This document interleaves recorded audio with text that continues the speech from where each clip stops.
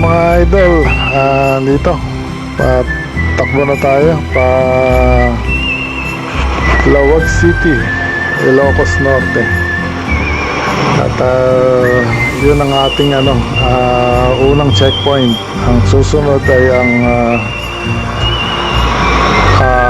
second highest point sa Atok, Benguet.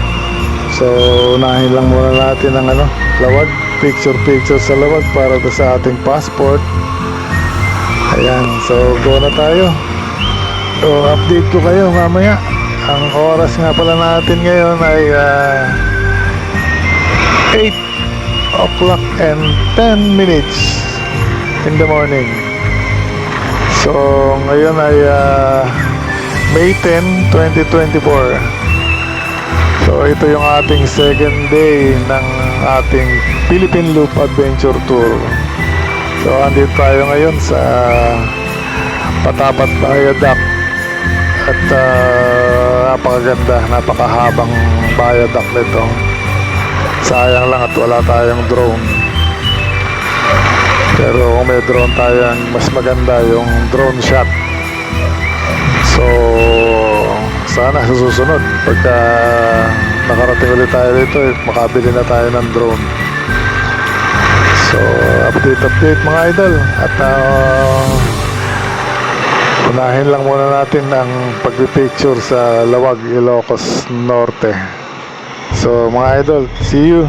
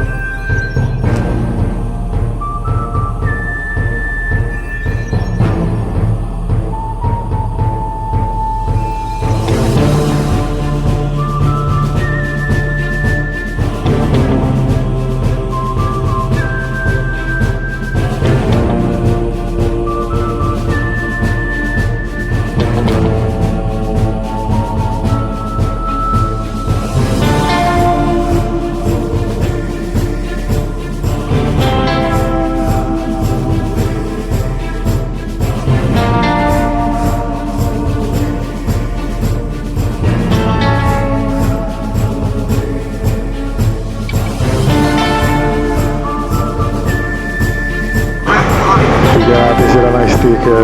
Dito tayo sa Pagod Food Art. At yan, binigyan natin ng sticker at nagpa-picture dun sa motor natin. So yan. At tuloy-tuloy na siguro tayo. At mag-picture lang tayo sa Arko ng Lawag para sa ating picture ng checkpoint natin, yung third checkpoint. At pagka-picture doon, diretso na tayo. Medyo malayo-layo pa yung pupuntahin natin na second highest point. So alis na tayo.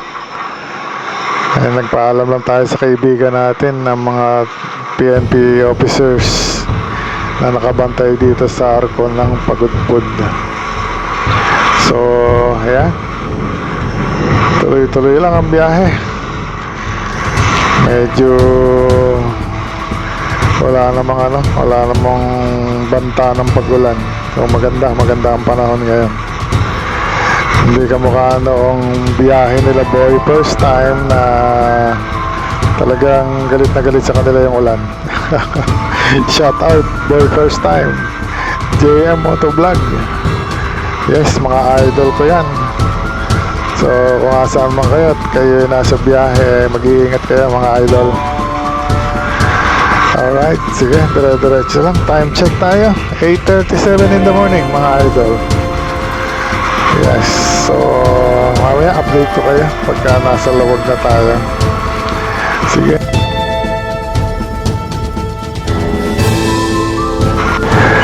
Alright mga idol, nandito na tayo sa Arko ng Banggi, Ilocos Norte. Dito yung mga pagayaan ng malalaking ventilador. Ayan, at makikita natin mamaya yung naglalaki ang mga hélice ng mga ventilador dito. So picture lang muna rin tayo rito para meron tayong remembrance at panlagay sa album natin ng Philippine Loop Adventure Tour. So pagka-picture, takbo na rin tayo para makarating agad tayo sa Lawag. Medyo malayo-layo pa, it's around 100 kilometer plus pa yung ating tatakboy bago tayo makarating ng Lawag, Ilocos Norte. So sige mga idol, at i-picture lang tayo rito ng ating remembrance dito sa Banggi, sa Arco ng Banggi. So yan, at medyo mainit talaga ang panahon. Time check natin, nandito tayo sa Banggi, Arco ng Banggi, Ilocos Norte ay 8:52 ng umaga. So yan, takbo na ulit tayo mga idol, at update ko kayo mamaya every time na meron tayong magandang lugar na makikita. Update ko kayo. So thank you mga idol.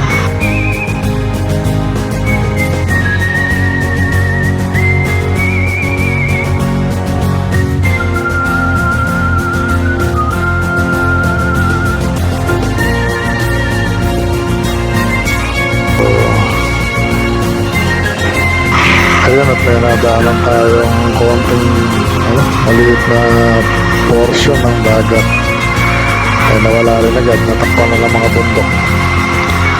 So shoutout nga pala tayo muna mga idol. Time check 12:15 ng umaga. So shoutout nga pala sa aking pamangkin na si Daboy Ogo Muman alias Joselito Pring Magno, at saka si Render Alfonso. Shoutout sa iyo, Fred.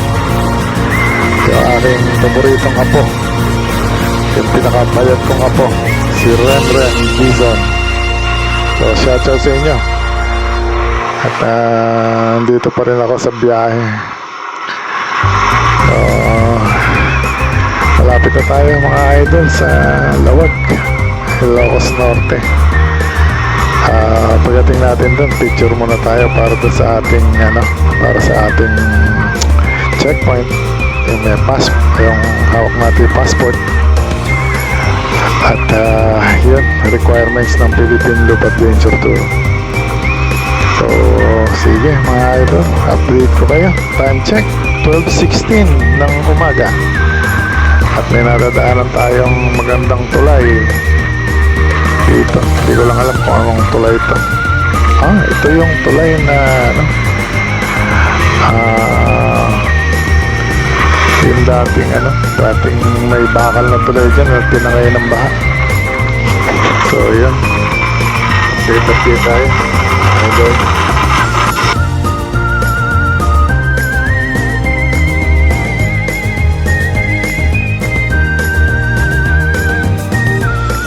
Ayan mga idol, magpipicture lang tayo rito sa Lawag,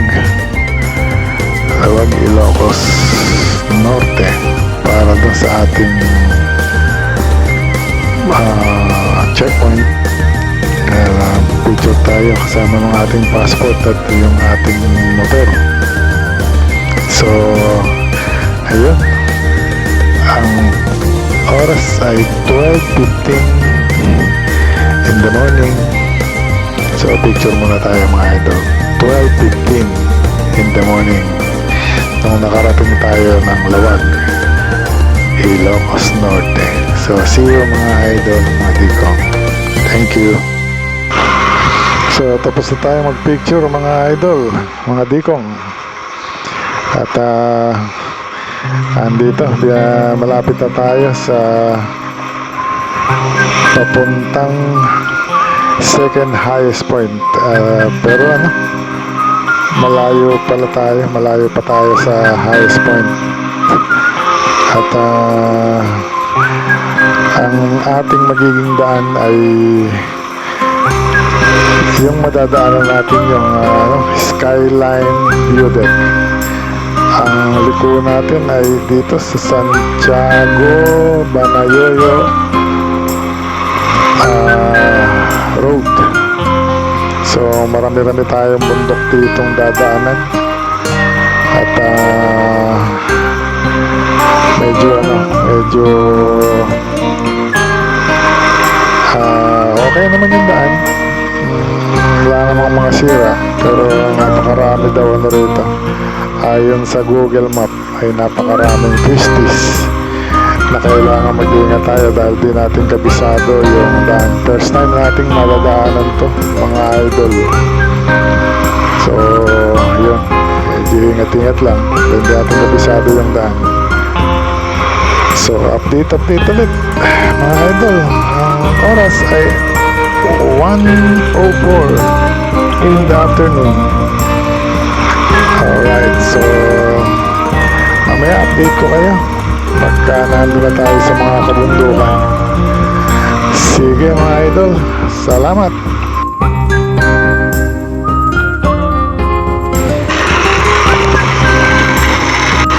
Yan, at meron tayong sinusundan na scooter. Shoutout sa iyo idol, galing mong magmaneho. Sana abutan kita. At alam kong taga rito ka, kaya kabisado mo yung daan. So ingat idol. At dito na tayo sa maraming twisties.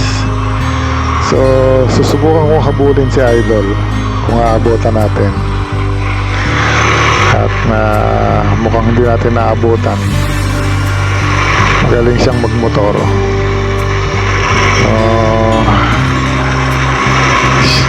Yun, lumiliit na si idol. At sige, ingat ka na lang, hindi na kita hahabulin dahil hindi kita abutan. Ayan. At pakit yung mga karsada rito mga idol. Medyo lumalamig na rin, kahit tirig yung araw, yung medyo malamig na ang pakiramdam. So sige, hindi ko naman abutan, update ko na lang kayo. Hindi ko abutan si scooter. Salamat mga idol.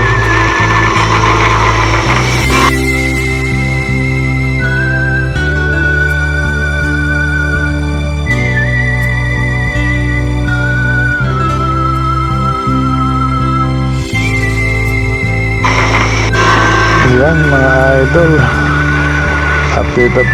Time check natin is 2:22 na ng hapon. Dito, paakyat na tayo ng paakyat ng mga bundok. Medyo mataas na tayo. At hanap lang tayo ng mabibila natin ng kahit ano lang panglamang tiyan. Eka nga. Yan mga idol. So maganda naman daan dito, walang mga landslide. Kaya lang talagang medyo matatarik. Dito yung first time nating nadaan dito. Dito yung papunta sa Skyline View Deck. Mamaya pag andun tayo or nakarating na tayo ron, update ko kayo mga idol. At maganda raw doon, kaya lang sobrang tarik ng mga daan. Yeah. So sige mga idol, time check tayo, 13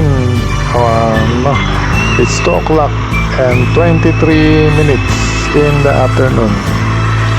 2:23 to be exact mga idol. So update. Salamat.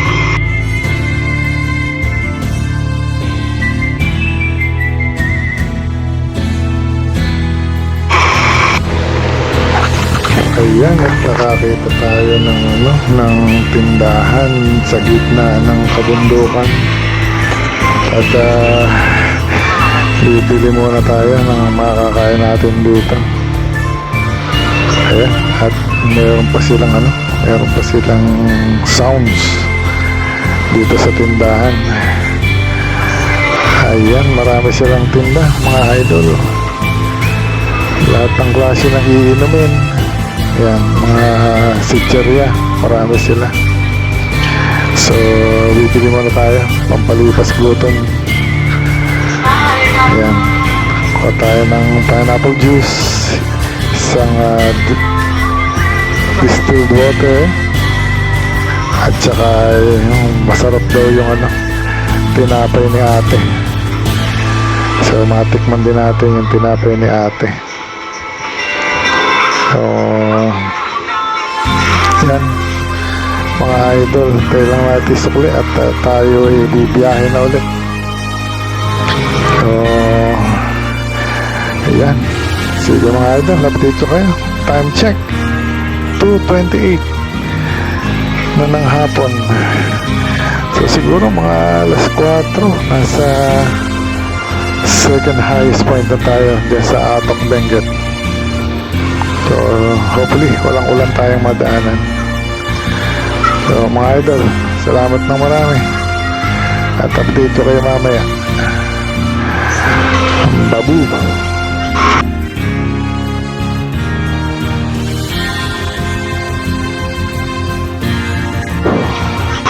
Yan, update mga idol. Time check 2:42 na ng hapon. Ito na, nag-umpisa na talaga yung malulupit na akyatin. Ayan, at hindi naman hirap si Wild Lion natin. Kaya naman ni Wild Lion yan. At malaki tiwala natin kay Wild Lion. Di tayo bibitinin. Yan, talagang medyo matatarik. Ayan, naka second gear tayo mga idol. Okay naman yung daan. Wala namang masamang daan. Okay naman, walang rough at walang sira yung mga karsada rito. Kasi nga siguro dahil madalang yung dumadaan na malalaki na talaga nakakasira ng karsada. So, nami-maintain yung magandang daan dito. Yun lang, pag-ingatan natin, kaya yan, yung mga buhangin na nakakalat sa karsada, lalo na yung mga blind spot na hindi natin nakikita, biglang may buhangin. Yan ang ating ingatan at laging natin titingnan. Medyo kailangan malayo yung ating viewing sa karsada para kita natin agad kung meron tayong dapat maiwasan. Ayun mga idol, sige, wala yun, akyat lang ng akyat, kaya mo yan. Alright, sige, ayan.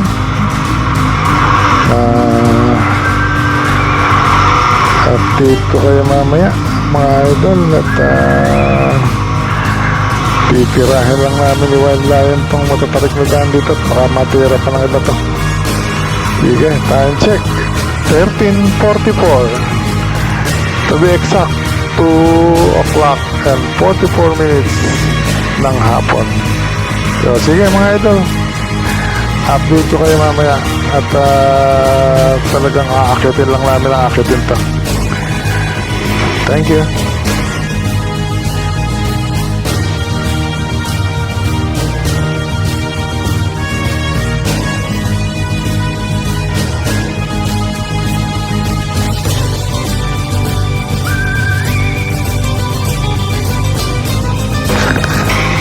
Yan, at nakakita na tayo ng mga bahayan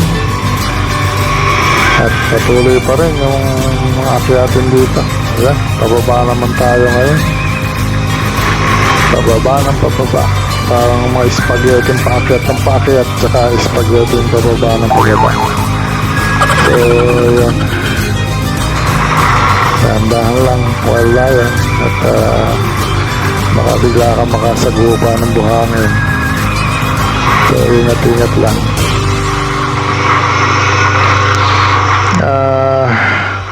Konting lang, trivia mga idol, mga dikon. Yan, binigyan natin ng pangalan na Wild Lion itong ating motor na Kawasaki Versys X. Meron kasi akong kaibigan na he's from Taiwan, si Mr. David Chung. Yeah, ang tawagan namin, ang tawag ko sa kanya ay Superman. Ang tawag naman niya sa akin ay Wild Lion. So pag nasa Taiwan ako, pag naglilibot kami, ayun ang tawagan namin, Superman at saka Wild Lion. Kaya tinamaan ako na kay Wild Lion yung aking pangalan sa Taiwan. So siya na ngayon si Wild Lion. Alright, yung trivia, ang pagising lang ng dugo. Yan, maakit pa rin, paakit ng paakyat. Yan, ang time check natin mga idol, mga digong moto, 2:47 na ng hapon. So yan, drive lang muna at concentrate sa kalsada mga idol. So see you.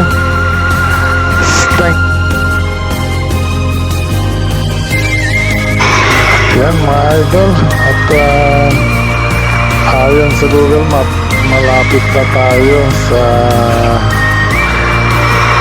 Skyline View Deck. Ayan, ilang mga akit-akit na lang. Ayon sa mapa natin, talagang paangat na ng paangat to. Wala nang tigil ng pagtaas. Ayan, talagang humihiyaw na si Wild Lion, pero kayang-kaya naman. Yan, paakyat ng paakyat, talagang paakyat na pakurbada mga idol. So yan,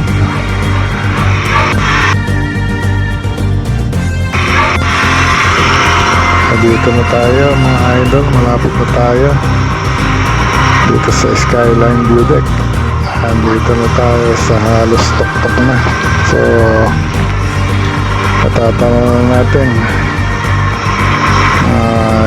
konting kembot na lang ay nandun na tayo.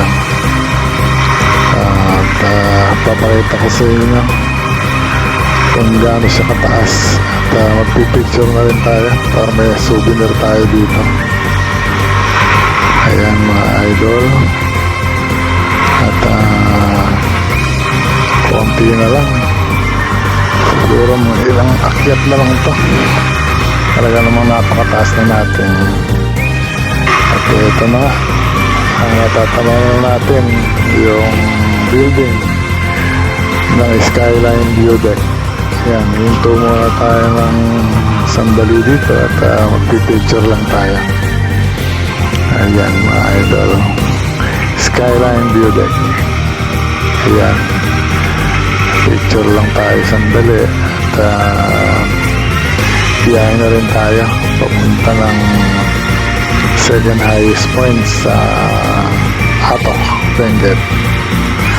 Yan, so kuha lang tayo ng mga ilang picture and then tuloy-tuloy na tayo sa biyahe mga idol.